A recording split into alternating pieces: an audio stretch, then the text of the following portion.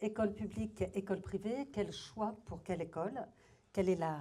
Derrière, il y a plein de questions. Quelle est la réalité des choix des parents, des collectivités territoriales, de l'État pour l'école? Quelles sont les conséquences de ces choix pour l'école, notamment en termes de mixité sociale et scolaire, en termes d'enseignement, et quand les choix sont faits par les collectivités, quand les choix faits par les collectivités ou l'État conduisent les parents à inscrire leur enfant dans l'enseignement privé confessionnel, en termes de laïcité.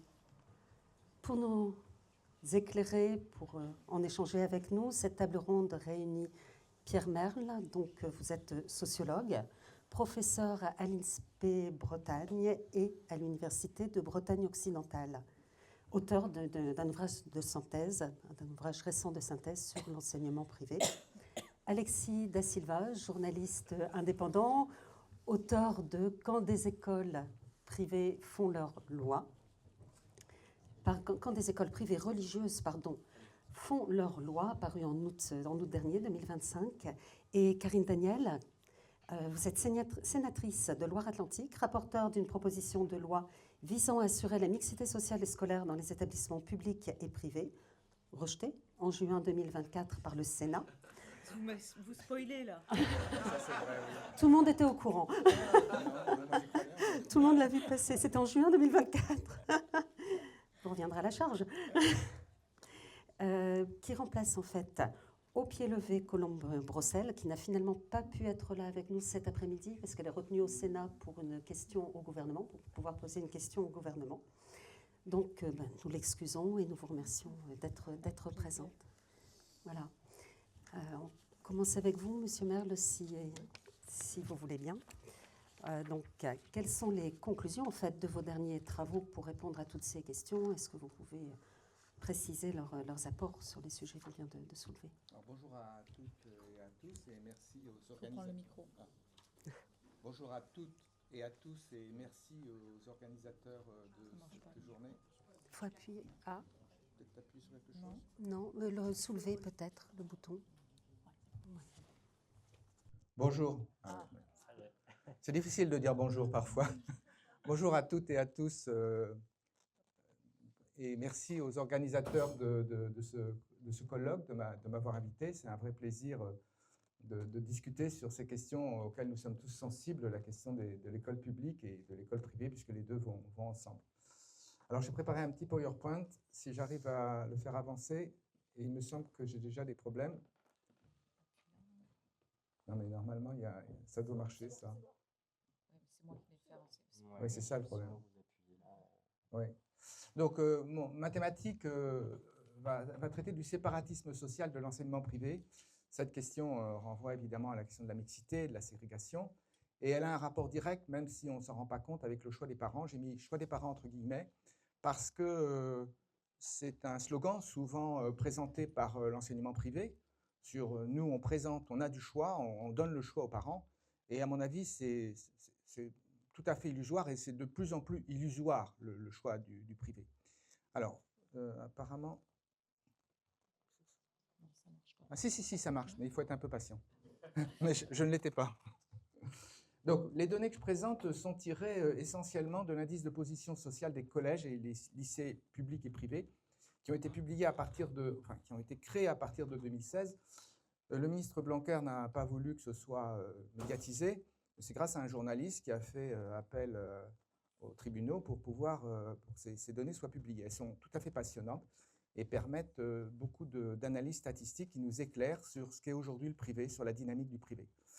Je vais avoir une présentation sur le long terme, 2003-2022, à partir des catégories socio-professionnelles, et une approche sur le court terme, 2017-2022, c'est-à-dire le premier quinquennat d'Emmanuel Macron. Je ne pouvais pas aller au-delà quand j'ai fait cette recherche.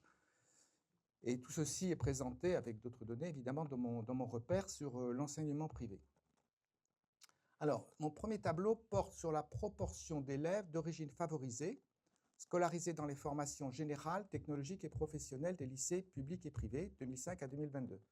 Alors, je me suis contenté des flèches, pas tout à fait quand même, mais ce qui est en vert, c'est les établissements privés. Et la proportion d'origine favorisée, vous voyez, elle est stable. Ce qui est en rouge, c'est ce qui est... On ne voit pas les flèches? On voit les flèches. Mais Ah, il faut un peu de patience. Après, c'est la pédagogie d'interrogation. Et en rouge, c'est la part du privé, la part des enfants, des élèves d'origine favorisée, qui augmente dans les établissements privés, dans les formations professionnelles, générales, pardon, technologiques et professionnelles. Alors, et les ronds, je ne vous dis pas, mais vous allez trouver tout de suite. Voilà, on a là quand même le graphique complet. Bon. Et alors, vous voyez que ça correspond quand même aux flèches, je ne vous ai pas menti. Et donc, ce qui est stable, c'est le privé. Pour les formations générales, on est autour de 35%. Et vous voyez que pour le privé, ce qui singularise le privé, c'est une augmentation très sensible, puisque en l'espace de 20 ans, on passe de 48% à 55%, donc une augmentation très forte. Pour les formations technologiques, c'est la même chose. Là, il y a stabilité de la proportion d'enfants d'origine favorisée dans les formations technologiques, une forte augmentation pour le privé, et pour les formations, c'est la même chose. Donc on a un mouvement général d'embourgeoisement des lycées privés par rapport aux lycées publics. Alors, la suite, encore des ronds, sur quelque chose qu'on ne voit pas tout de suite dans le graphique et que l'on voit en regardant un peu plus, ce qui m'a beaucoup interrogé, c'est ceci. Chaque colonne représente un quinquennat. Et donc, on s'aperçoit de quelque chose qui m'a beaucoup perturbé, c'est pourquoi, pendant le quinquennat de Hollande, on a stabilité de l'embourgeoisement du privé qui reprend après avec le premier quinquennat de Macron. On le voit pour les formations générales, qui sont les plus importantes en termes de scolarisation des effectifs, surtout du privé, et on le voit pour les formations professionnelles. Et donc la question, quel lien entre cette orientation politique et l'embourgeoisement des lycées privés, pour quelles raisons il y a eu cette stabilité sur ce quinquennat-là? Donc je ne réponds pas à la question, mais j'y répondrai quand même. Alors là, je mets tout en même temps cette fois-ci. C'est la proportion d'élèves d'origine défavorisée scolarisés dans les lycées publics et privés. Et c'est sans surprise, il y a une légère augmentation dans les lycées publics et puis il y a une baisse très sensible dans les lycées privés, à la fois dans les formations générales, technologiques et professionnelles. En fait, ce qu'on observe, c'est le commentaire en gras, c'est un double mouvement d'embourgeoisement et de déprolétarisation des formations générales, technologiques et professionnelles des lycées privés sur 20 ans. Si j'avais eu des statistiques plus longues, mais ce n'était pas possible, il y a un changement de la nomenclature statistique, si j'avais eu des statistiques plus longues, je pense que le phénomène est observable depuis plus de 20 ans, peut-être 30, 40 ou 50 ans d'ailleurs, je pense, en voyant des données qui sont beaucoup plus anciennes, qui sont des années 1960. Voilà pour ce qui est des lycées publics et privés sur le long terme. Sur le court terme, qui concerne le premier quinquennat d'Emmanuel Macron, j'ai fait une analyse par décile. Alors, pour ceux qui ne sont pas familiers à cette analyse, le premier décile regroupe les 10% des lycées publics et privés au recrutement social le plus défavorisé. Et le 10e décile regroupe les 10% des lycées publics et privés au recrutement social le plus favorisé. Qu'est-ce qu'on constate en 2017? Bon, je passe l'étape des flèches qui n'est pas forcément indispensable. Alors, pour le premier décile, là où il y a les 10% des lycées publics et privés le plus défavorisés, on constate qu'il y a seulement 22% d'établissements privés dans le premier décile. Pour le 10e décile, dans lequel il y a les 10% des lycées publics et privés les plus favorisés, on constate qu'à ce moment-là, il y a 64% de lycées qui sont privés. Donc, il y a une très nette surreprésentation des lycées privés dans les lycées les plus favorisés. Qu'est-ce qui s'est passé de 2017 en 2022? Une durée relativement courte de 5 ans. On s'aperçoit que pour le premier décile, par exemple, sur les 10% des lycées publics et privés les plus défavorisés, il n'y a plus que 6% d'établissements. On peut comparer les deux graphiques. Je les ai mis sur le même graphique, même diapo. Et voyez que pour ce qui est du premier décile, on passe de 22% à 6%. Sur le deuxième décile, on passe de 28% à 11%. Donc en fait, c'est à peu près les 20 premiers déciles, les 2 premiers déciles dans lesquels disparaissent progressivement les lycées privés qui ont un recrutement populaire. Et si on regarde en détail les 7e, 8e, 9e déciles, il y a de plus en plus de lycées privés. Donc on a un phénomène général, sur une période très courte, on a un phénomène général d'embourgeoisement. Non, mais un petit intermède musical, je pense que c'est très bien. Je le retire des 15 minutes. Non, parce que ces chiffres, c'est un petit peu pesant, et donc un peu de musique, ça fait du bien. Non, non, et puis ça tombe bien, c'est la fin des lycées. Alors, on passe au collège maintenant. On observe pour les collèges exactement le même phénomène. Alors, comme il n'y a pas différentes formations, on peut tout mettre sur le même graphique.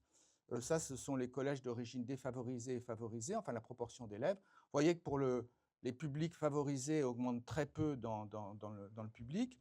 Et par contre, la proportion d'élèves défavorisés, alors baisse très peu. Il y a une grande stabilité dans le public, alors que dans le privé, vous avez une forte augmentation de la proportion d'élèves d'origine. Là, il s'agit des élèves d'origine favorisée, on atteint 42%, puis les élèves d'origine défavorisée diminuent très sensiblement. Alors, même analyse en termes de déciles. Pour ce qui est des déciles, dès 2017, sur les 10% des collèges publics et privés les plus défavorisés, il n'y a déjà plus que 6% de collèges privés dans les plus défavorisés. Et dans les plus favorisés, il y a 12 points d'écart entre les collèges publics et les collèges privés. La comparaison entre 2017 et 2022 est tout à fait... alors là, c'est ce qui s'est passé en 2022, mais je passe tout de suite aux deux graphiques. Alors vous voyez qu'on est dans une situation où il y a une réduction considérable du nombre de collèges privés, puisqu'on était à 6% sur le premier décile, on passe à 0%, en fait il y en a 35 sur 700. Sur le deuxième décile, on passe de 8% à 1%, sur le troisième décile de 12% à 6%. Donc on a une disparition des collèges privés, en fait, défavorisés. Ça n'existe plus, en fait, et la disparition en 5 ans est considérable. Alors par ailleurs, dans mon ouvrage, je fais une analyse rapide de la littérature de l'enseignement catholique qui parle beaucoup de sa priorité, qui sont les plus pauvres, qui sont...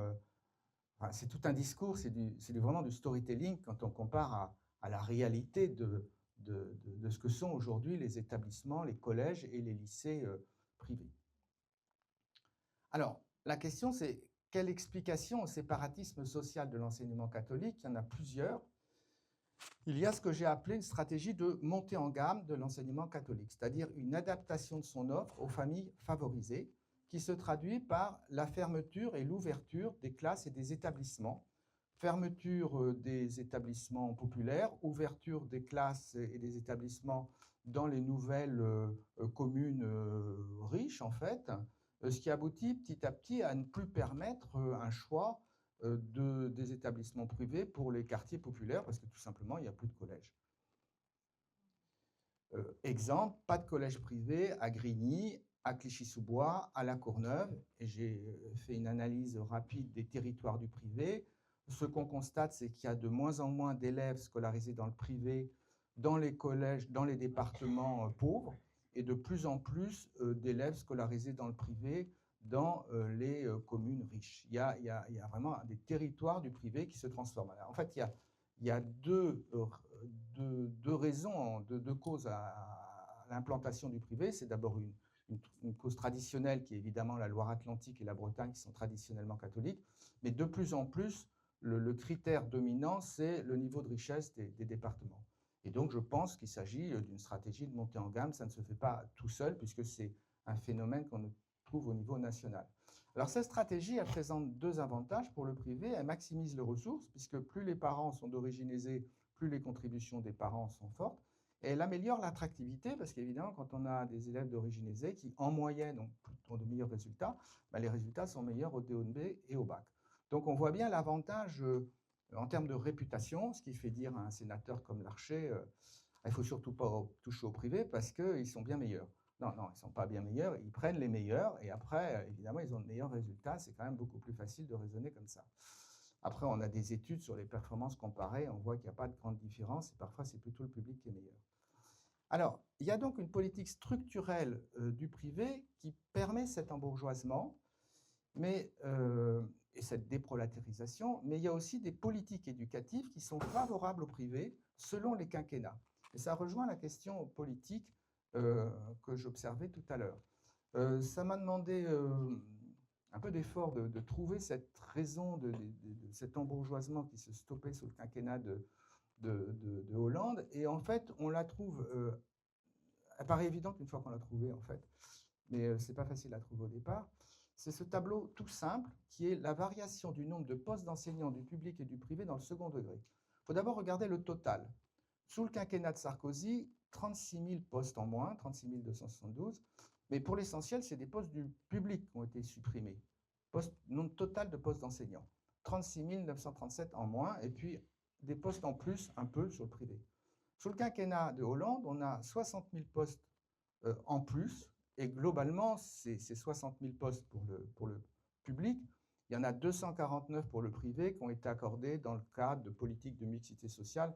Mais à vrai dire, ces 249 postes, on ne sait jamais où ils sont allés, puisqu'il n'y a pas de contrôle, c'est ce que dit la Cour des comptes. Et puis le quinquennat de Macron, c'est ce qui explique cet embourgeoisement fantastique du privé, c'est que, grosso modo, il y a 13 000 postes en moins, mais il y en a 17 000 en moins dans le public et 4 655 en plus dans le privé. Évidemment, quand le privé récupère 4 650 postes, qu'est-ce qu'il en fait? Il ouvre des classes, voire des établissements.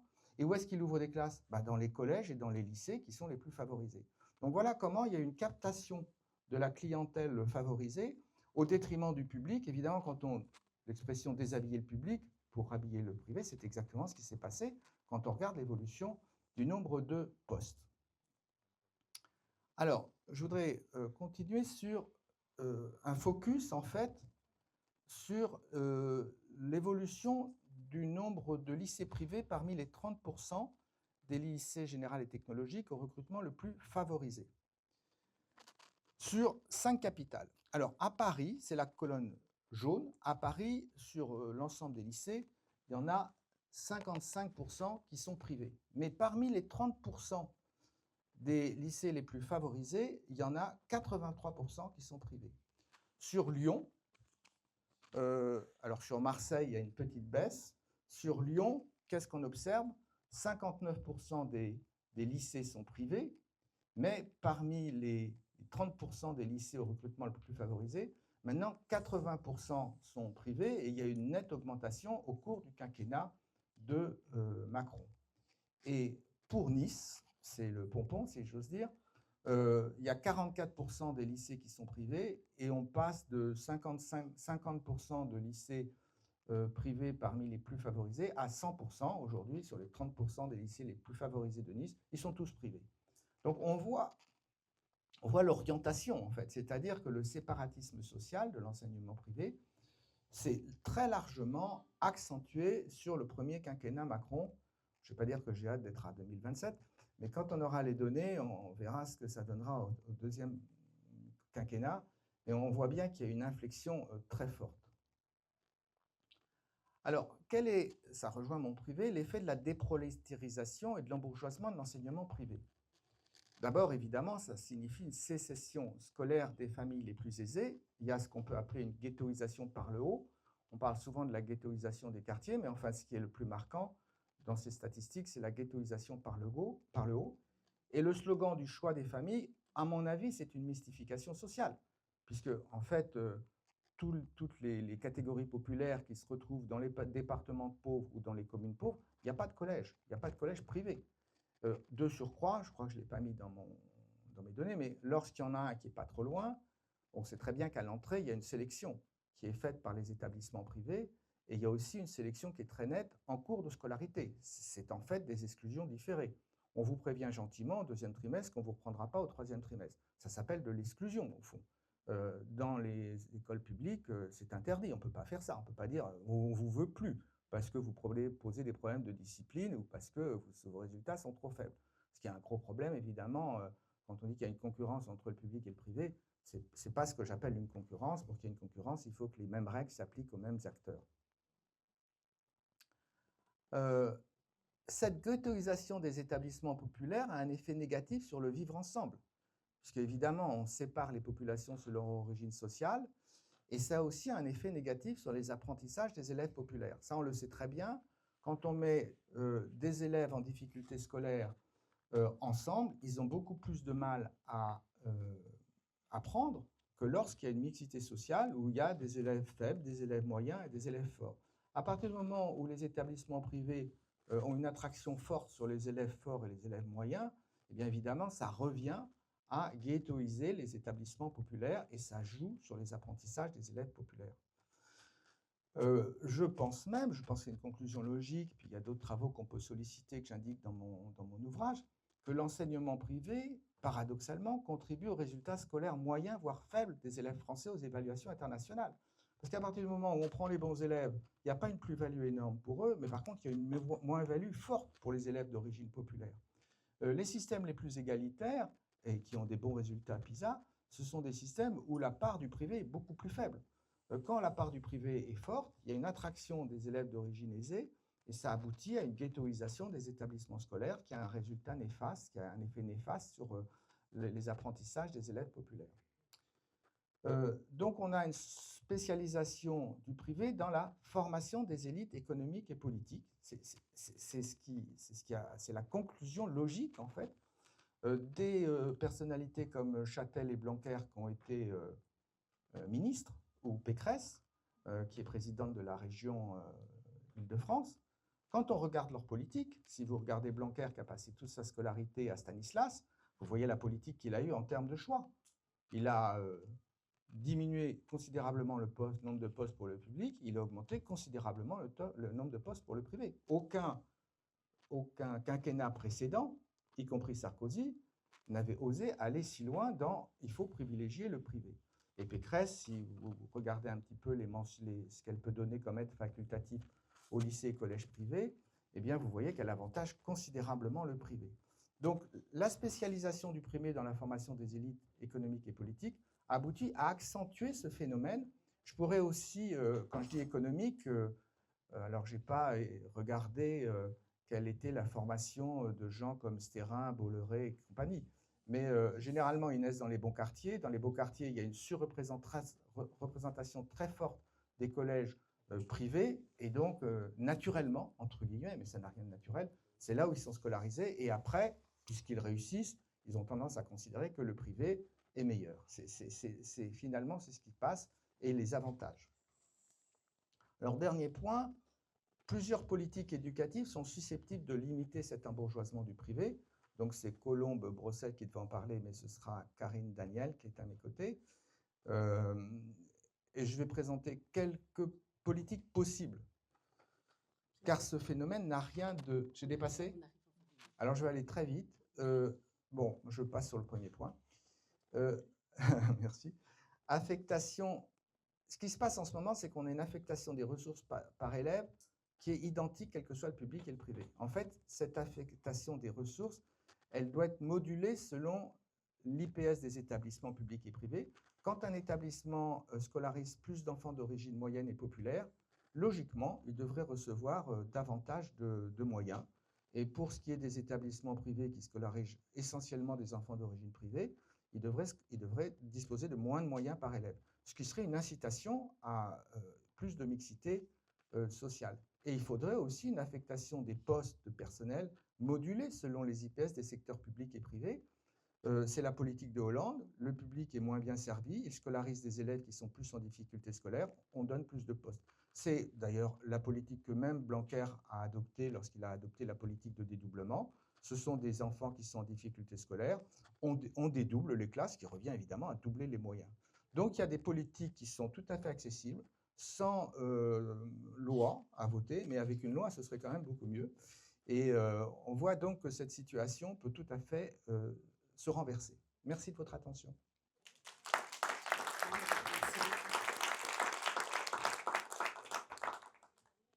Merci beaucoup pour cette démonstration. Je me tourne du coup vers Alexis Da Silva. À votre tour donc de nous présenter les conclusions de vos travaux et ce qu'ils apportent sur ces sujets, sur la réalité du choix des parents, sur leurs conséquences sur l'école, sur l'enseignement et sur les valeurs portées par l'école en fait. Merci. Oui. Je n'ai pas de chrono parce que je parle beaucoup aussi. Bonjour à tous.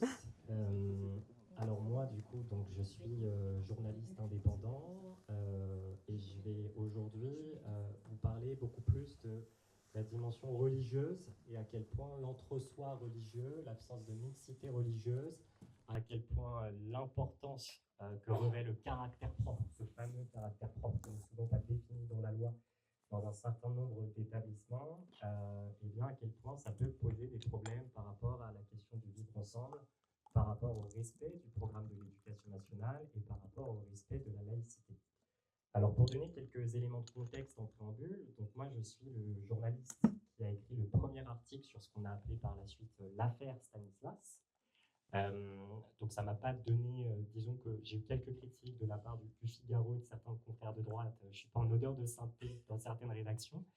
Et du coup, avec mon éditeur Robert Laffont, on s'est posé la question, finalement, ce qui s'est passé à Stanislas, est-ce que c'est isolé ou pas, ou est-ce qu'on le retrouve dans d'autres établissements, et si oui, dans quelle proportion? Alors, je suis désolé, je vais spoiler pour ceux qui n'ont pas encore lu mon livre, mais la réponse est oui. C'est quelque chose qu'on peut retrouver dans pas mal d'écoles, catholiques, juives et musulmanes, même si elles sont bien moins nombreuses. Moi, j'ai enquêté pendant un an donc, sur ces écoles des 3 confessions, en interrogeant presque 150 personnes, donc des parents d'élèves, des enseignants, des chefs d'établissement, pour comprendre aussi comment est-ce que ces écoles articulent leur caractère propre et leurs obligations légales. Alors, vous me posiez la question d'abord sur les motivations des parents. Qu'est-ce qui pousse les parents à scolariser leurs enfants dans ce type d'établissement? Alors, je vais faire une distinction tout de suite entre les écoles catholiques et les écoles juives et musulmanes, parce qu'en réalité, les motivations sont très diverses. Sur les écoles catholiques, je vais faire vite, puisque ça a déjà été dit ce matin, ça vient d'être dit aussi. La plupart des parents qui scolarisent leurs enfants dans ces écoles, c'est parce qu'ils considèrent, à tort ou à raison, plutôt à tort, si j'en crois Pierre, que ces écoles sont meilleures, elles sont plus efficaces. Scolariser finalement nos enfants dans les écoles privées, ça leur garantira les meilleures chances de réussite que si on les met dans les écoles publiques. C'est important de rappeler cette motivation qui est purement scolaire, parce que quand on interroge des chefs d'établissement du réseau catholique, y compris le secrétariat général de l'enseignement catholique, alors moi, dans le cadre de mon livre, j'avais discuté avec Philippe Delorme, systématiquement, ce qu'ils ont tendance à mettre en avant, c'est le fait que si les parents viennent dans nos écoles, c'est parce qu'ils désirent avoir une éducation religieuse. Autrement dit, si on leur impose des cours de catéchisme obligatoires, ça ne les choque pas parce qu'ils savent pertinemment qu'en venant dans le réseau catholique, c'est ce type d'enseignement qu'on va leur proposer. Ils sont d'accord avec cela. En réalité, non. Factuellement, c'est erroné. La plupart des parents scolarisent d'abord et avant tout leurs enfants dans ces écoles parce qu'ils veulent leur garantir les meilleures chances de réussite. Ils estiment que le privé est la meilleure réponse pour cela. Ce constat qui est valable donc, pour les écoles catholiques qui représentent 96% des écoles privées, en revanche, il est nuancé dans les écoles juives et musulmanes, sous contrat. Dans les écoles juives et musulmanes, ce qu'on constate, c'est que la dimension religieuse, au contraire, elle est fondamentale, elle est déterminante dans la scolarisation des enfants dans ces établissements. Parce qu'on considère que ces écoles vont respecter l'identité spirituelle de nos enfants, notamment sur les questions autour du genre, les questions autour de l'éducation à la vie affective, relationnelle et sexuelle, dont je parlerai dans quelques instants. Je vais vous citer quelque chose que je trouve assez significatif. Hakim Shergi, qui est le cofondateur d'une école musulmane, Al-Kindi, sous contrat, disait à des sociologues qui ont travaillé sur ces établissements, je le cite, « Les musulmans doivent être éduqués par d'autres musulmans ». Donc on voit bien la dimension communautaire de ces écoles. Moi-même, dans le cadre de mon enquête, j'ai échangé avec Patrick Petit-Waillon, qui est le directeur de l'action scolaire au sein du Fonds social juif unifié, qui est l'équivalent du GIEC dans le réseau juif. Et lui me disait, je le cite, « Dans l'enseignement juif, le projet éducatif innerve tout. Le rythme et les vacances scolaires sont alignés sur les fêtes juives, la cantine va être cachère. La République en France a laissé ses valeurs se ramollir, manquer de consistance, alors que le judaïsme continue à travailler les siennes. » Fermez la parenthèse. Donc on voit bien que dans ces écoles, le caractère propre, il est déterminant, structurant dans le choix de la scolarisation des familles.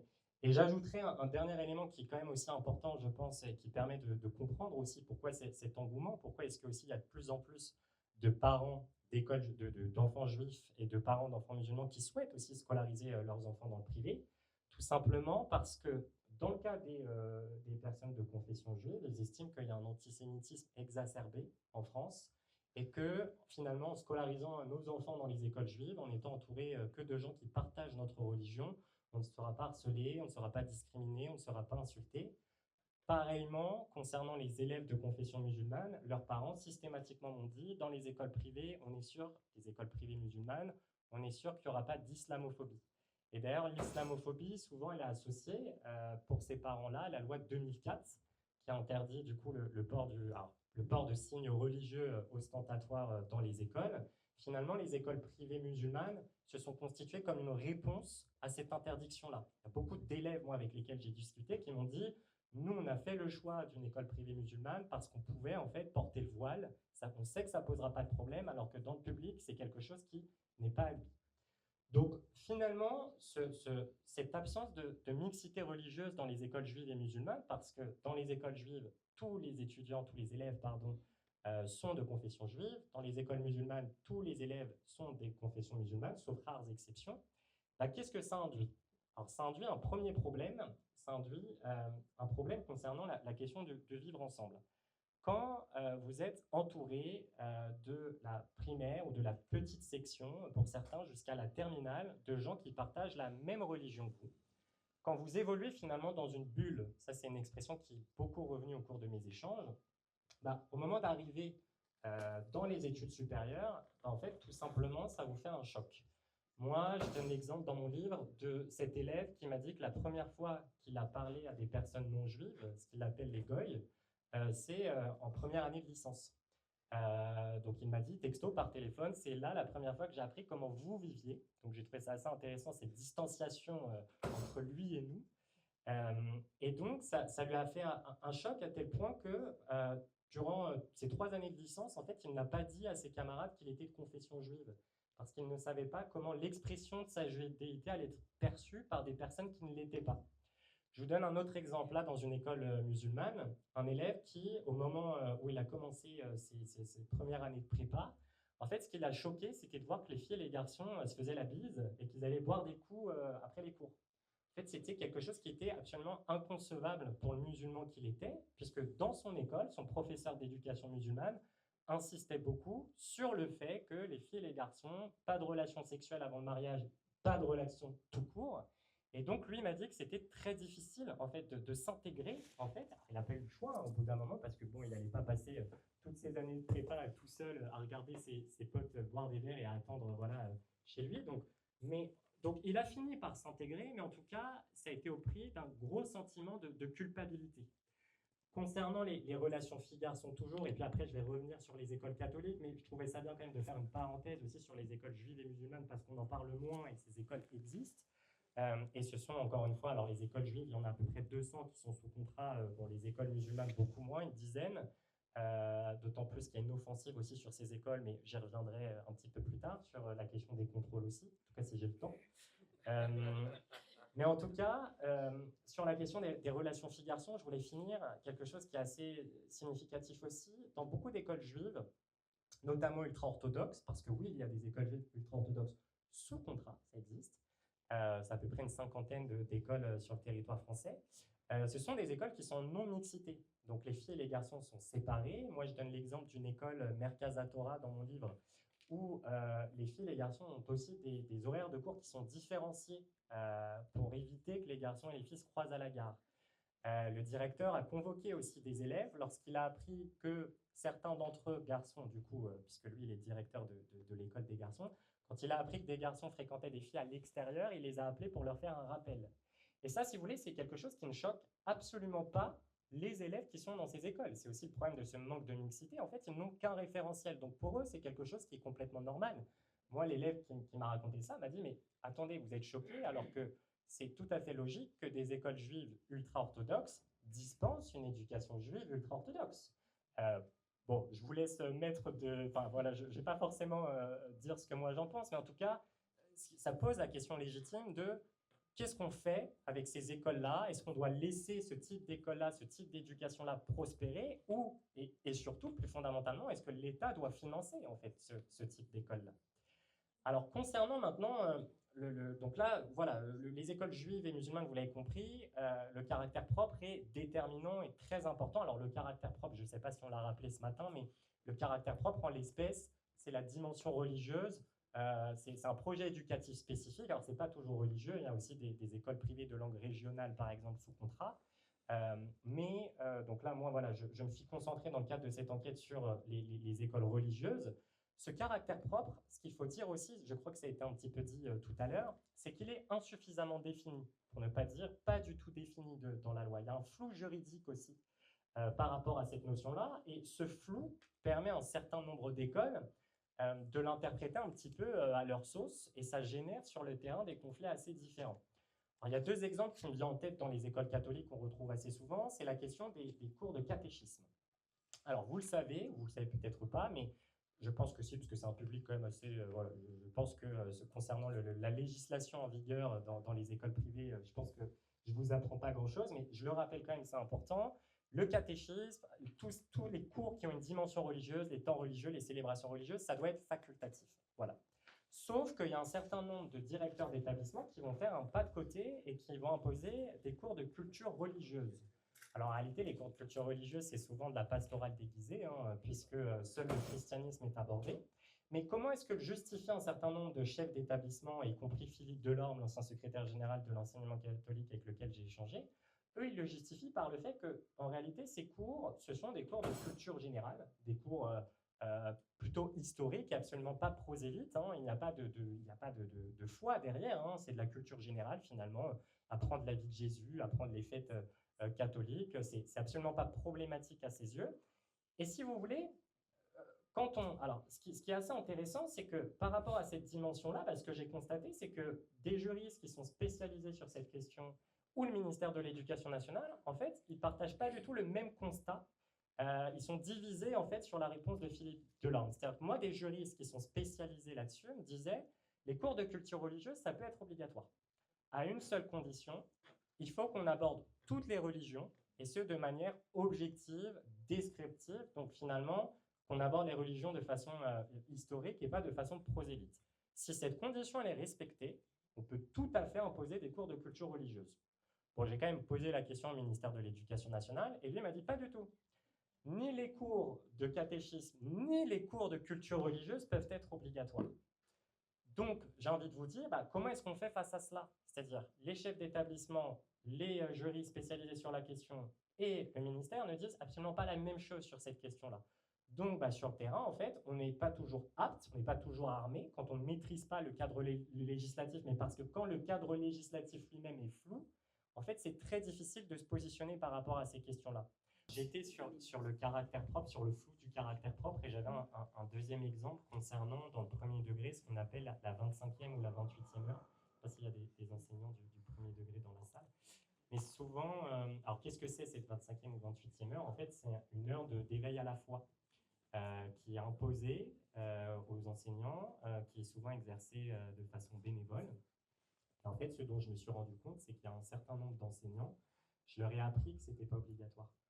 Je leur ai dit non, la 25e, la 28e heure, ça ne fait pas partie de vos obligations. Ah bon? Mais pourtant, le chef d'établissement m'a dit, quand j'ai candidaté, quand il m'a recruté, que ça faisait partie du caractère propre et qu'en tant qu'enseignant de l'enseignement, en entrant dans le réseau catholique, je devais me plier au respect du caractère propre et voilà, je devais du coup exercer cette heure d'éveil à la foi. Donc non, c'est pas le cas, mais donc, quand vous ignorez le cadre légal, et alors, après il y a aussi la question, certains ne l'ignorent pas, mais c'est aussi difficile de s'y opposer. Parfois, quand vous avez tous les enseignants effectivement qui font cette heure-là, personne ne s'oppose vraiment de façon frontale à la direction, effectivement, vous finissez par accepter des choses qui normalement ne devraient pas être obligatoires. Il y a aussi ces enseignants qui accompagnent leurs élèves à la messe. Ça, il y en a eu énormément dans le cadre de mes témoignages. Donc ça, voilà, je pense qu'il y a un travail autour de la clarté qui a mené aussi pour armer quelque part les enseignants, savoir ce qui est permis ou ce qui n'est pas permis, et quelque part aussi armer les parents d'élèves, parce que les parents d'élèves eux-mêmes ne savent pas toujours ce qui peut être imposé à leurs enfants ou pas. Il y avait un deuxième constat que j'ai fait tout au long de cette enquête, qui m'a pris 1 an, c'est le constat alors j'en ai déjà un petit peu parlé, mais le tabou de la sexualité. Ça, c'est un fil rouge dans les écoles catholiques, juives et musulmanes. C'est très difficile d'aborder ces questions-là. Alors, on pourrait me rétorquer, après tout, est-ce que c'est le rôle de l'école de parler de sexualité? Oui, c'est le rôle de l'école, parce que dans le programme de l'éducation nationale, et je pense que je ne vous l'apprends pas non plus, on a beaucoup parlé ces derniers temps. Il y a ce qu'on appelle l'EVARS, l'éducation à la vie affective, relationnelle et sexuelle.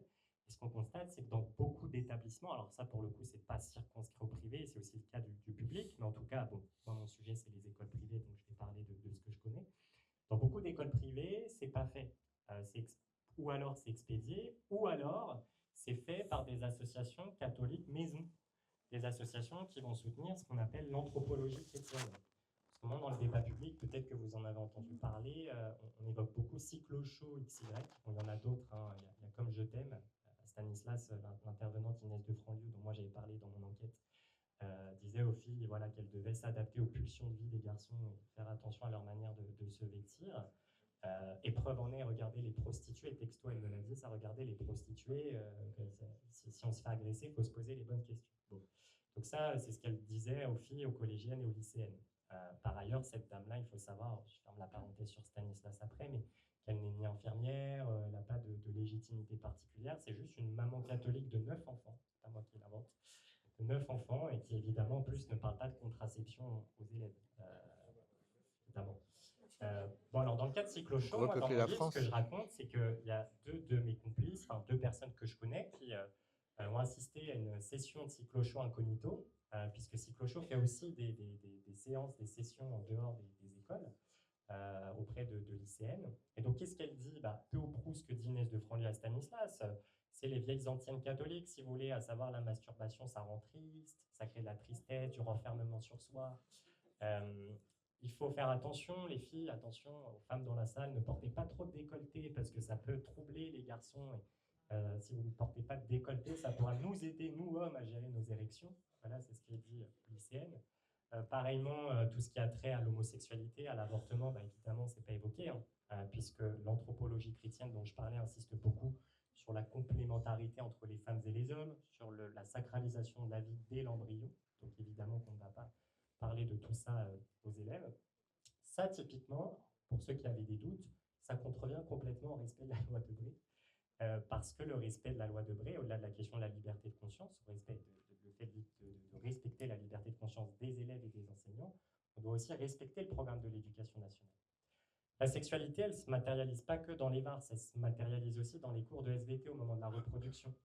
Sauf que là encore, ce n'est pas toujours fait. Dans une école juive ultra-orthodoxe, toujours sous contrat, les schémas des appareils reproducteurs sont recouverts par du scotch noir. Tout ce qui a trait à la nudité, les tableaux de la Renaissance, dans les manuels d'histoire, c'est aussi recouvert, puisqu'on considère que ce n'est pas cachère. Donc ça contrevient au respect de notre religion. Dans une autre école juive ultra-orthodoxe, ce qui a posé problème, c'est Anne Frank. Moi, ça m'a surpris, parce que je m'étais dit, s'il y a bien une œuvre où... s'il y a bien une école, un type d'école où Anne Frank, ça devrait être facilement enseigné, à la demande des parents, c'est bien une école juive. Non, souvenez-vous, Anne Frank, dans le bouquin, moi je l'ai appris, du coup je l'ai relu. Anne Frank exprime son attirance pour son ami Jacques, pour sa poitrine plus précisément. Le détail est important, c'est moi qui insiste là-dessus. Et si vous voulez, il y a des parents d'élèves qui ont dit à l'enseignante, je ne mets pas mon enfant dans une école juive pour qu'on lui enseigne cela. Donc, face à la bronca, le directeur convoque l'enseignante et discute à quel compromis éventuel il pourrait trouver.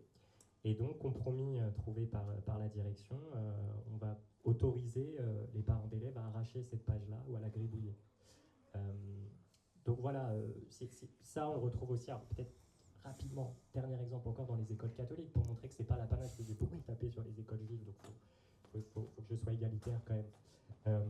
Dans les écoles catholiques, Jean-Paul II à Compiègne, ça a été assez médiatisé cette affaire, c'est un film sur l'homosexualité au Kenya qui a posé problème, une histoire d'amour entre 2 femmes. Alors ce film, c'est absolument pas, moi je l'ai regardé, c'est pas La vie d'Adèle, pour ceux qui connaissent. Il n'y a pas du tout de scène explicite, il y a peut-être 3 scènes de baisers à tout casser.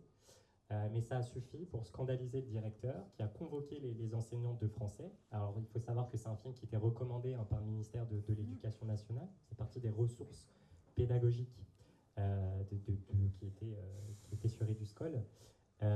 Et donc le directeur texto dit à ses enseignantes, on n'est pas là pour mettre en place les projets de l'État.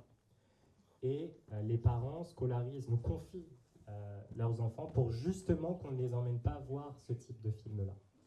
Donc là, on voit à quel point, effectivement, le caractère propre prend toute la place. Enfin, c'est plus seulement prend toute la place, c'est-à-dire que le caractère propre ne respecte plus le cadre légal. Et ça, effectivement, ça pose pas mal de problèmes dans la mesure aussi où c'est des écoles qui ne sont pas contrôlées, ou en tout cas pas suffisamment. Pétaram, pendant 30 ans, ça n'a pas été contrôlé.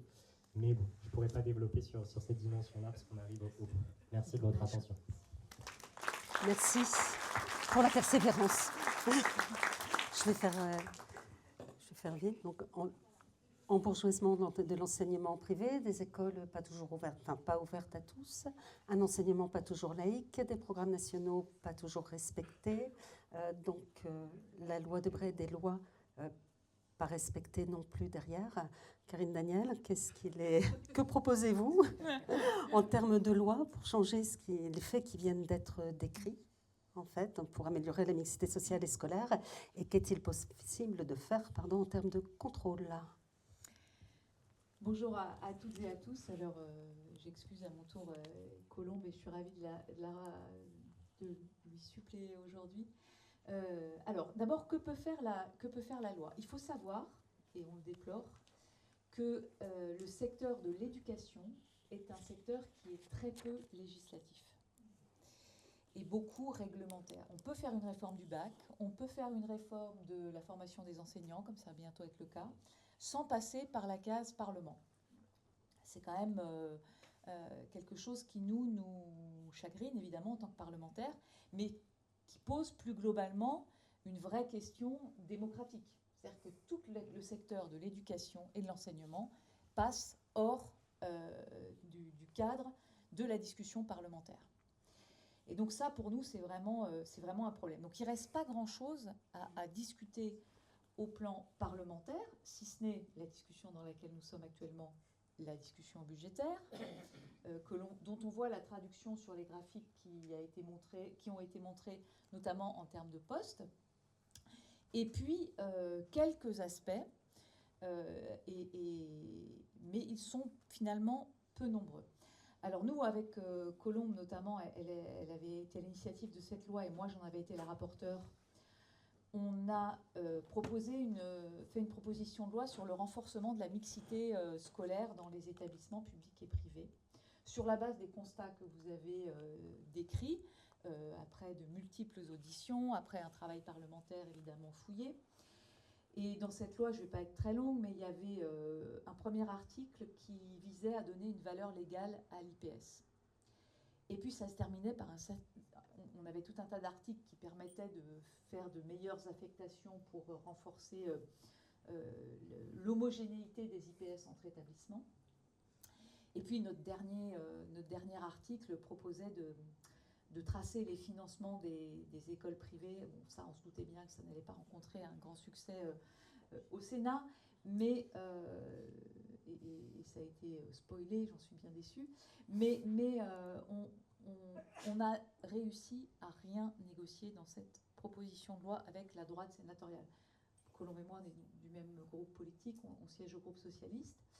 Et moi, j'avais le rôle de rapporteur. Donc le rôle de rapporteur, c'est de faire les allers-retours avec les différents groupes politiques et d'aller voir ce qui est possible de passer, pas passer, d'aller voir avec le gouvernement. Donc à la fois la droite sénatoriale et à la fois le gouvernement à l'époque nous a tout refusé, y compris, et moi j'en faisais quand même un marqueur fort, le fait de donner une valeur légale à l'IPS.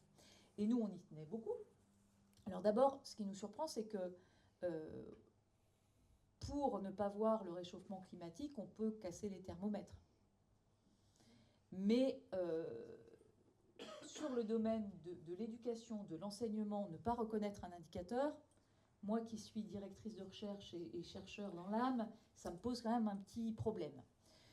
Deuxièmement, l'autre chose qui nous était toujours objectée, c'était mais ça ne sert à rien.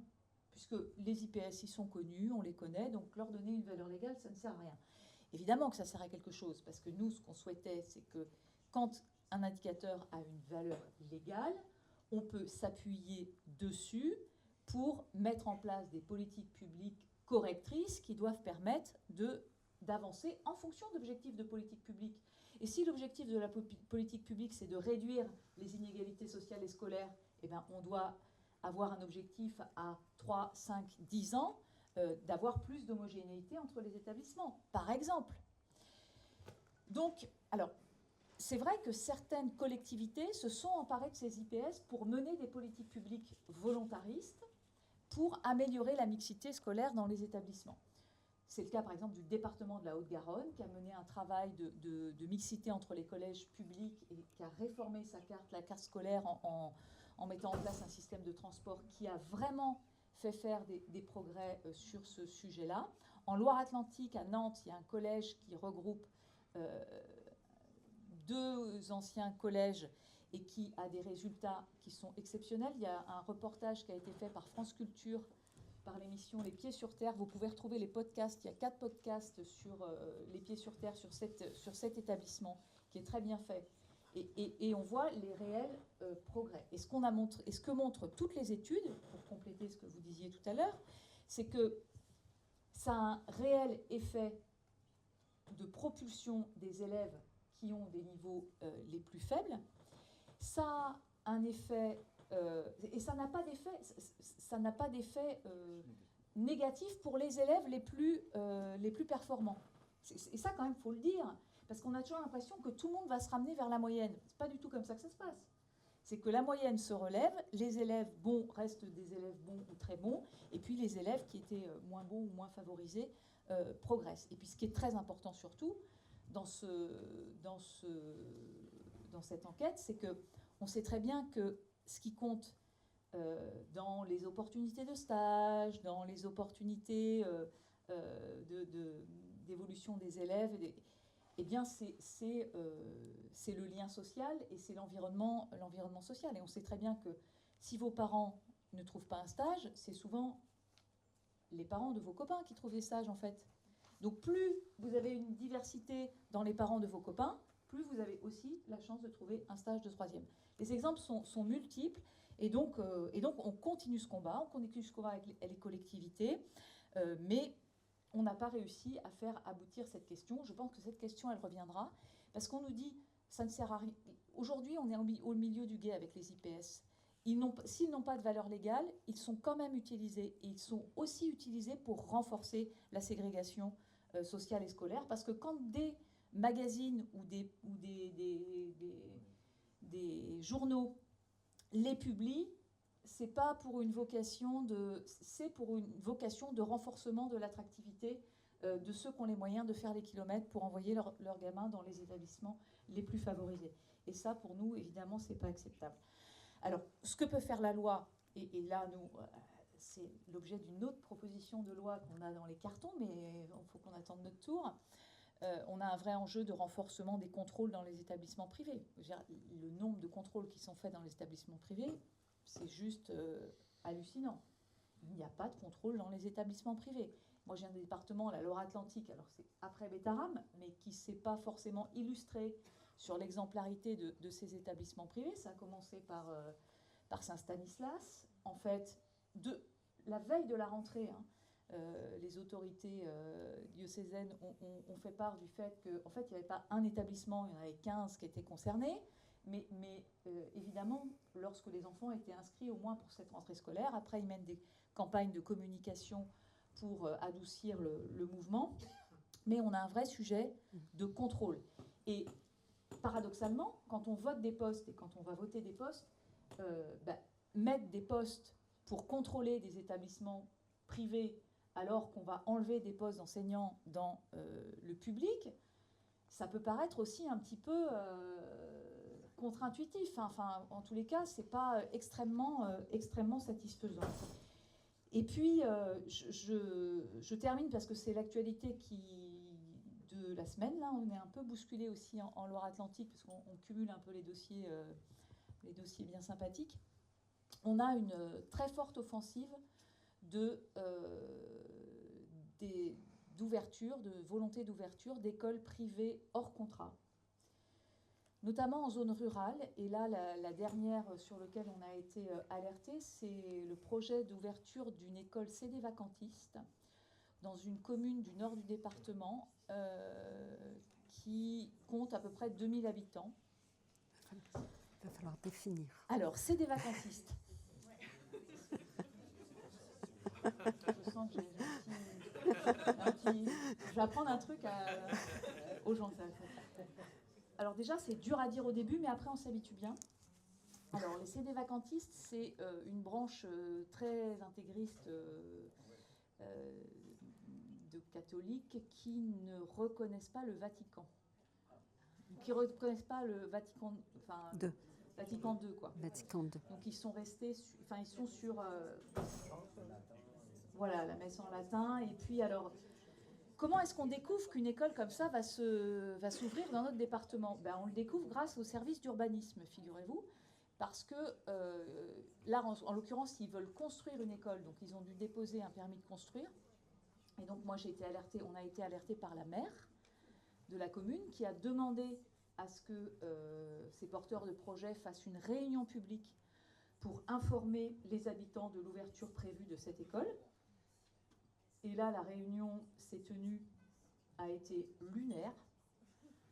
Donc, et en plus, à la limite, ils sont apparus à visage très découvert, donc indiquant que cette école, alors qu'elle est quand même dans une commune de 2000 habitants, ils ont un projet d'avoir 80 enfants dans cette école qui n'a pas d'internat. Affirmant le fait qu'ils devaient ouvrir cette école, sachant qu'il y a une chapelle, c'est des vacantistes dans la commune déjà, et qu'ils devaient scolariser leurs enfants dans cet établissement parce que les établissements en place étaient des garderies, aussi bien l'école publique que l'école privée, puisqu'il y a déjà une école publique et une école privée dans la commune. Et puis on retrouve les mêmes ressorts. Ils sont opposés au divorce. L'avortement, évidemment, ce sont des assassinats. Et puis tout le discours sur l'homosexualité, etc. Donc les valeurs qu'ils souhaitent faire partager à leurs enfants ne sont pas celles-là. L'enseignement sera assuré par des religieuses d'une congrégation spécifique. Et donc voilà. Et en fait, moi, j'ai quand même alerté les autorités et le préfet et le sous-préfet, qui me disent que d'abord, ils n'ont pas déposé le dossier pour l'instant d'ouverture, et à partir du moment où vous connaissez le truc, quand ils vont le déposer, il y aura 3 mois pour répondre. Et moi, j'ai interrogé le ministre la semaine dernière sur ce sujet. Il me dit que le cadre légal aujourd'hui permet d'avoir toutes les garanties sur ce type d'établissement. S'il devait ouvrir, en tous les cas, il devrait respecter les conditions d'ouverture. Mais là, on est clairement dans des fortes velléités de séparatisme. Et cet exemple va se reproduire puisqu'il y a d'autres projets de même type dans d'autres départements. Donc, moi, j'ai alerté sur ce sujet. Alors, c'est toujours touchy. Alors, depuis que je suis apparue sur ce sujet la semaine dernière en interrogeant le ministre, je suis la cible de la fachosphère, évidemment. Donc tout ça est très très bien organisé et je le dis parce que je termine sur cet exemple parce que je pense que ce genre de projets vont se multiplier dans un contexte où il y a une forte baisse de la démographie scolaire à prévoir, dans un contexte où va y avoir donc un renforcement de la concurrence pour attirer des élèves à la fois dans les écoles publiques et dans les écoles privées. Moi, je suis dans un département où il y a des écoles rurales, où on compte les élèves à 1 ou 2 près pour les ouvertures ou fermetures des classes. Et donc, c'est aussi un sujet. Et je le dis aussi, et ça bouclera par rapport aux propos du ministère, c'est que ce genre de projet, il se développe aussi quand s'affaiblit le service public de l'éducation. Et donc notre responsabilité, c'est aussi de donner une image positive de l'enseignement public. Alors les journalistes, Ouest France m'interrogeait la semaine dernière à ce sujet et à d'autres sujets sur la rentrée scolaire, le budget, parce que le budget, donc, dans le budget initial, c'est 4000 postes qui sont proposés à la suppression. Les sénateurs de droite ont proposé 8000. Donc on va avoir une discussion tendue, mais je pense aussi qu'on est vraiment dans ce contexte-là.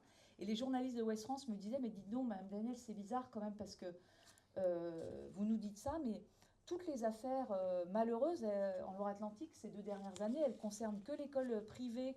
On a eu malheureusement l'assassinat de la jeune fille dans un collège privé du centre-ville de Nantes.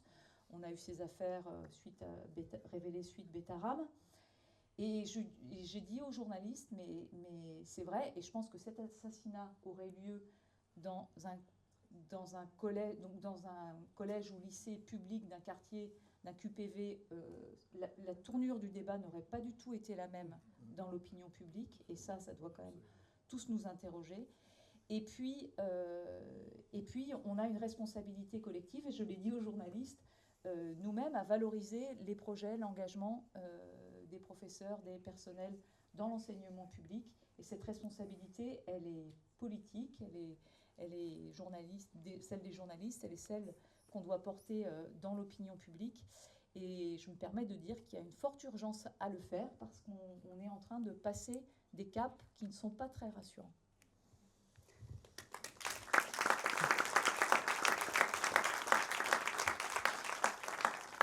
Alors ça, c'est une superbe transition pour la 3e table ronde. On est dans l'urgence à promouvoir l'école publique. Et on a une vraie responsabilité, tous, me semble-t-il, à ça. On va quand même prendre le temps de 2 questions pour dire de rattraper un peu le temps passé. Il y a sûrement des questions dans la salle. Donc, Guylaine. Et ben, une question, et une deuxième question. Ah, il y en avait une autre. Parce que j'en ai une là. Guylaine, là. Il faut peut-être qu'on passe le micro, ou alors faut... Non, il n'y a qu'un seul micro. Alors, Guylaine, Moi, j'avais une question par rapport au correctif qui était possible. Alors, ça s'adresse à la coordinatrice, mais c'était aussi quelque chose qui avait été présenté comme une piste par Pierre Merle sur le fait d'avoir une péréquation entre les financements et les CPS. Et je voulais rajouter aussi un des séparatismes qui existe aujourd'hui au niveau de l'école privée, qui est l'accueil des enfants en situation de handicap. Et qui nécessiterait aussi des moyens et de l'accompagnement qui ne sont absolument pas pris en compte dans les dotations différentielles entre le public et le privé. Or, on sait que l'essentiel des écoles privées ne prennent pas les enfants en situation de handicap. Oui, alors on va prendre toutes les questions en même temps, peut-être. Il y en avait une deuxième par ici, je ne sais pas. Pardon, j'ai plus. Alors, il y a des remarques et une question. Première remarque, je suis plutôt attiré par le propos de Pierre Merle. Sur la montée en gamme du privé, je peux en attester également. C'est des choses qu'on peut observer, y compris sur Paris typiquement, où par exemple les directions, et appuyées par le diocèse, bénéficient de formations extrêmement poussées pédagogiques, qui les invitent à rencontrer des enseignants et des directions d'école internationales sur des pratiques pédagogiques alternatives, variées, diversifiées. Et aujourd'hui, je dois reconnaître que mon meilleur ami est directeur d'école privée dans Paris. En termes pédagogiques, je trouve qu'ils ont une formation assez performante et qui envisagent d'ailleurs de pouvoir fabriquer une espèce de substrat pédagogique à l'accueil de familles plutôt aisées. Ça se corrèle également avec l'idée qu'il y a des AESH aujourd'hui qui peuvent être y compris financés par les fonds propres de l'établissement ou les fonds propres des familles, ce qui donne une espèce de gage de présence des AESH auprès des élèves en difficulté. Donc ça, c'est une première remarque. Par rapport à ce que vous évoquiez sur les communes pauvres, et typiquement du pourtour parisien, Grigny, Clichy-sous-Bois, je ne sais pas s'il faut corréler, en tout cas pondérer peut-être par la taille aussi de ces communes, parce qu'on a des grandes communes du pourtour parisien, Saint-Denis par exemple, qui sont en revanche des bons lieux dans lesquels il y a des espèces de bastions de résistance de l'enclave du privé, qui sont des grandes structures et qui accueillent et qui drainent des populations assez nombreuses, des espèces de forteresses dans ces lieux-là. Bon, vous évoquiez la question de Châtel, Pécresse, de manière un peu plus actuelle et avec une espèce d'accumulation de ministres depuis quelques temps. Quelle est la force du symbolique dans l'observation sociologique? Parce qu'un Édouard Geffray se retrouve quand même particulièrement marqué par ses convictions personnelles. Il faut se rappeler quand même qu'il a été félicité pour ce guide pastoral qu'il est dans l'église d'Anguin-les-Bains. lui-même et ses enfants, dont un de ses enfants à Jean-Paul II, Compiègne que vous évoquiez. Le fils d'Élisabeth Borne était à Stanislas. On ose rappeler l'épisode catastrophique de Madame Moudiaka, etc. Enfin, etc., etc. Et donc, on a des figures à la tête de nos ministères qui nous disent non, l'école publique, c'est important. Par contre, nous, faudrait voir. Donc, la force du symbolique, on oublie, je trouve, de la mentionner, mais par contre, là, elle est particulièrement puissante, me semble-t-il. Je pense qu'elle dit à l'ensemble du corps social. Et puis, dernier point, et là, en Loire-Atlantique, pour un témoignage in vivo, formation un peu spécifique sur un territoire près de Saint-Nazaire, où la DSDEN, c'est-à-dire que là, on a la structure de l'école qui dit elle-même, mais écoutez, on ne va pas l'ouvrir dans le public, on va le faire dans le privé parce que ça nous coûtera moins cher. Et là, on a un énorme problème, parce que ça veut dire qu'on a la structure institutionnelle qui vient confirmer qu'aujourd'hui, la diversité pédagogique s'offre dans le privé. Donc là, c'est des constats plus qu'une question. Oui, c'est dedans. Alexandra, du coup, troisième question malgré tout. En fait, c'est sur la valorisation du public. En fait, ce matin, on nous a expliqué que les établissements, l'école publique, de manière générale, ses personnels ne valorisaient pas ce qu'elle faisait. Et je trouvais que ça faisait reposer la responsabilité sur des initiatives individuelles, alors que finalement, c'est quand même aussi un système. Et de vous entendre parler de la responsabilité politique aussi, de soutenir et de valoriser le public, on aimerait l'entendre plus souvent et qu'on a aussi besoin d'être porté par l'institution. Enfin, je ne sais pas comment est-ce que vous pouvez compléter le propos par rapport à ça. Et puis sur les rapports du privé, est-ce qu'éventuellement vous avez quelques éléments? Parce que nous, dans le cadre d'échanges informels, on a parfois en fait le discours institutionnel qui nous dit oh là là, il faut qu'on y aille prudemment parce qu'en gros ils ont une volée d'avocats ou d'avocates, notamment dans le cadre du hors-contrat, en gros prêt à nous tomber dessus. Oui, voilà, donc on est très prudente et voilà, s'il est possible d'avoir un éclairage partagé, je m'adresse aux trois intervenants. Qui démarre? Sur la carte scolaire, sur les IPS et sur la reconnaissance des IPS et sur le chemin à parcourir, il faut se préparer au fait que c'est un chemin de long terme. Et c'est pour ça qu'il faut mettre les choses en place sans tarder, mais il faut être patient et il faut avoir de la continuité. Mais par contre, il y a quelque chose qui est, en termes d'égalité des chances et d'accès, qui est très facile à faire. Et on a interrogé tous les ministres qui ont défilé depuis 5 ans, là, et ils sont nombreux, ne serait-ce que sur la révision de la carte REP+. On a des écoles orphelines qui devraient être classées REP+, qui ont des IPS très très faibles et qui n'ont pas les moyens dédiés. Ça, c'est une première étape, c'est facile à mettre en place. Et je pense à l'école Mandela à Saint-Herblain, près de Nantes, qui a un IPS des plus défavorables du département et qui n'est pas classé en REP, donc qui n'a pas les CP, les CE1 dédoublés. Donc si on veut renforcer l'attractivité de l'école de ces quartiers, il faut quand même mettre les moyens, qui ne sont pas des moyens supplémentaires, qui sont les moyens dus dans le cadre d'une politique publique mise en place. Sur les AESH, on l'a dénoncé la semaine dernière en question d'actualité au gouvernement, il manque 50 000 AESH dans les écoles en France. Et par contre, moi, sur la concurrence privée-publique, sur l'accueil des enfants en situation de handicap, on a des offensives très fortes du privé pour capter ce public-là avec un discours très bien rodé et peut-être effectif, mais je n'ai pas eu l'opportunité de le mesurer, sur le fait que l'accompagnement individualisé est plus performant dans ces établissements que dans les établissements des écoles publiques. En tous les cas, c'est quelque chose qui, dans l'argumentaire, est très porté et très fort. Et puis, sur la question de l'attractivité et puis de la singularité des établissements, il se trouve qu'avec mon collègue Max Brisson, on a rendu il y a 3 semaines un rapport sur l'évaluation de la loi Molac, qui est la loi qui fait la promotion de l'enseignement des langues régionales. Et moi, j'ai insisté pour que dans ce rapport, y ait une forte offensive de mise sur l'école publique. Parce qu'à force de déléguer les particularités ou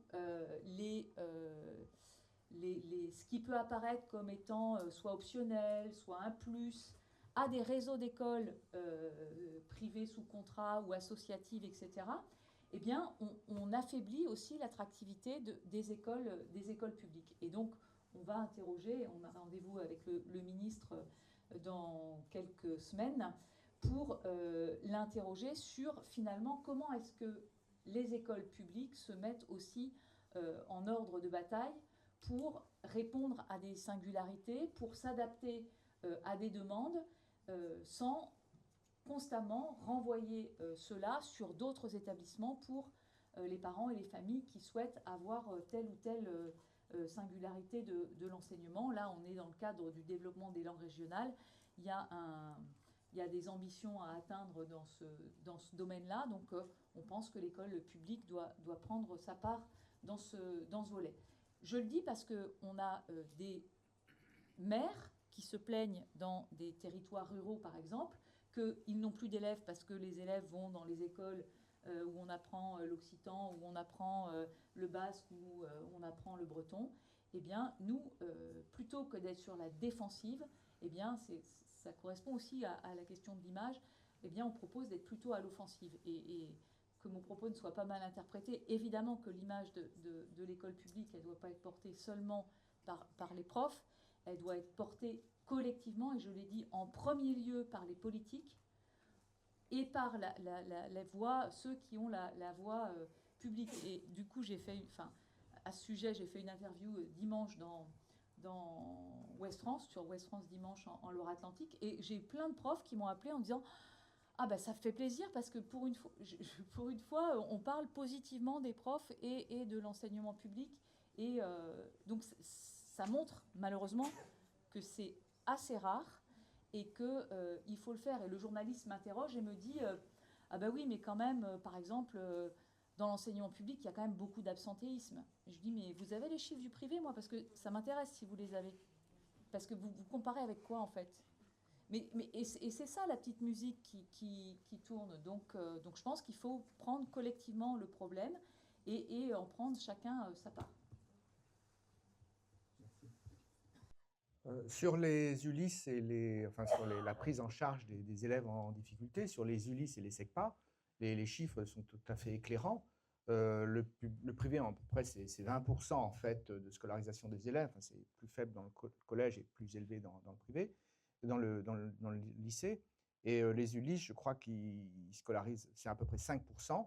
Et les SECPA, c'est un petit peu plus. Donc, ils sont très en deçà de ce qu'ils devraient prendre. Je pense qu'il devrait y avoir une disposition légale. Si c'est 20%, ça devrait être 20% dans tous les domaines, 20% aussi dans les formations professionnelles, où en fait, ils ne font que fermer des établissements, et pas 30, 40 ou 50% dans les formations générales. Ça, c'est les accords Cloupe et Langue. Donc, on voit que le principe de maintenir au même niveau le privé, il faut que ce soit le même niveau, mais partout, dans toutes les filières, pas en se spécialisant dans les filières qui sont les plus intéressantes pour eux. Donc là, il y a un problème, je dirais, légal. Enfin, les accords Cloupe et Langue ne sont pas des accords législatifs, on ne va pas trop rentrer dans le détail. Sur la question de l'absentéisme, c'est une très bonne question qui n'est pas facile à traiter, mais sur les données dont on dispose. On sait bien que, alors d'abord, il y a une confusion entre être absent et ne pas remplacer. Parce qu'il y a des profs, il n'y a pas de profs qui sont nommés. Et pour les parents, c'est de l'absentéisme. Ce n'est pas de l'absentéisme, c'est simplement qu'il n'y a pas de remplacement. Donc il y a une confusion sur les arrêts maladie et puis l'absence les postes qui ne sont pas fournis. Mais il y a une chose qu'il faut prendre en compte, c'est que l'absentéisme, il est aussi fonction des élèves. C'est-à-dire que quand on travaille dans une REP, c'est beaucoup plus difficile et on observe qu'il y a plus d'absentéisme que quand on travaille dans un collège ou dans un lycée où il y a une population qui est beaucoup plus favorisée. Donc les conditions de travail ne sont pas les mêmes. Et c'est d'ailleurs pour ça d'ailleurs que l'horaire dans les REP, il est plus réduit, un peu plus réduit. Donc on compare des choses qui ne sont pas comparables. Si on avait des statistiques, il faudrait les comparer à IPS équivalent. Sinon, ça n'a strictement aucun sens. Par ailleurs, sur les finances, il a été question des finances du privé, on ne sait rien. On sait la somme globale qui est versée, qui est colossale. Après, comment elle est gérée précisément, on ne sait pas. Sur les dotations, par exemple, à Paris, l'ensemble des dotations sont versées au directeur diocésain. Après, on le sait, finalement, il donne moins aux écoles primaires, parce qu'il sait qu'il va récupérer les enfants, et ils vont donner plus en termes d'options aux lycées les plus prestigieux, pour faire de la concurrence aux lycées prestigieux qui sont parisiens. Donc là, il devrait y avoir un système de contrôle, pour qu'il n'y ait pas un système qui, finalement, aboutit à donner plus à ceux qui ont plus, parce que c'est ça, finalement, la politique du privé. Pour l'Ille-et-Vilaine, puisque je connais un peu pour y avoir travaillé, les responsables du privé a décidé, enfin le responsable du département, a décidé qu'il y aurait des aides facultatives qui sont traditionnelles en Bretagne, enfin en Ille-et-Vilaine, que si, les aides facultatives sur la cantine par exemple, que si les établissements présentaient leur budget. Sinon, rien. Bon, comme ça les intéresse d'avoir des sous, ils ont fini, tout en rechignant, à présenter leur budget. Et qu'est-ce qu'on constate? Ils ont un fonds de roulement qui est 2 fois supérieur aux établissements publics. Évidemment, dans ces cas-là, on peut faire des sorties pédagogiques. Évidemment, on peut avoir un personnel en plus. Donc, il y a un problème de clarté dans les finances publiques. Quand on finance à 75%, la moindre des choses, ce serait de savoir quels sont les budgets, quelles sont leurs ressources, etc. Donc là, du point de vue légal, il devrait y avoir une réglementation, enfin une législation qui permette d'avoir quelque chose qui est un peu plus satisfaisant. Alors sur le hors-contrat, il y aurait beaucoup de choses à dire, parce que j'ai eu la chance de bénéficier des 150, un peu plus, rapports du Comité national d'action laïque sur les rapports d'inspection du hors-contrat. Mais c'est une mine d'informations invraisemblable et on se demande comment, après des inspections pareilles, il n'y a pas de mise en demeure des établissements, il n'y a pas de fermeture. Ce qui a été décrit tout à l'heure par Alexis, mais c'est fréquent dans les établissements privés hors contrat, où par exemple, vous avez 2 heures de gym pour les garçons, mais pour les filles, c'est 1 heure de gym ou 1 heure de catéchisme, ou 1 heure de gym et 1 heure de couture. Les filles, dans certains établissements, ne peuvent pas participer au groupe de responsabilité. Non, mais on a des principes élémentaires de notre droit et des valeurs de la République qui ne sont pas du tout respectés. Les inspecteurs le constatent, ils font un rapport et il ne se passe rien après. Donc là, on a un problème de... Il ne faut pas faire d'inspection si ces inspections ne servent à rien. Il devrait y avoir beaucoup plus d'inspections et il devrait y avoir des fermetures. Alors effectivement, je pense par exemple à la fraternité sacerdotale Saint-Pie X. Je l'avais abordé dans un article qui a été publié dans Le Monde. Ils m'ont dit on préfère que vous ne mettiez pas parce qu'on sait qu'ils sont extrêmement vindicatifs et nous, on ne veut pas avoir d'ennui. Donc voilà. Donc il faut pression régulièrement. Ce sont généralement des organisations puissantes, nationales et internationales pour les écoles Steiner. Les écoles Steiner, mais il y a des dérives invraisemblables. Tant qu'on a sa première dentition, on ne peut pas accéder aux apprentissages fondamentaux comme la lecture. Donc il faut attendre la seconde dentition, la vraie dentition, pour pouvoir accéder aux vrais apprentissages. Donc on a des règles qui sont invraisemblables, qui sont inimaginables, et c'est accepté. C'est accepté, alors que normalement, le hors-contrat, il a quand même à respecter le socle commun de connaissances, de compétences et de culture.